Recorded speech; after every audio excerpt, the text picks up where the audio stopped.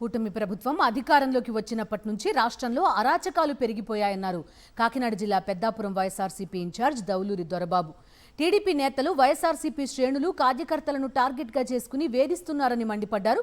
అన్యాయానికి గురైన కార్యకర్తలకు న్యాయం చేయడం కోసం వైఎస్ జగన్ డిజిటల్ బుక్ను తీసుకొచ్చారని చెప్పారు. ప్రతి ఒక్క కార్యకర్తకు పార్టీ అండగా ఉంటుందన్నారు. సామర్లకోటలోని వైఎస్ఆర్సీపీ కార్యాలయంలో క్యూఆర్ కోడ్ డిజిటల్ బుక్ను ఆవిష్కరించారు దొరబాబు. కూటమి ప్రభుత్వం అధికారంలోకి వచ్చిన తర్వాత స్కామ్ లేకపోయినా సరే స్కామ్ ఉన్నట్టు చూపించి, అలాగే ఏ విధమైనటువంటి చేయకపోయినా సరే అనేక అక్రమ కేసులు పెట్టినటువంటి ఈ కూటమి ప్రభుత్వంలో అన్యాయం గురవుతున్న కార్యకర్తల కోసం ఈరోజు జగన్మోహన్ రెడ్డి గారు ఒక యాప్ని రిలీజ్ చేయడం జరిగింది.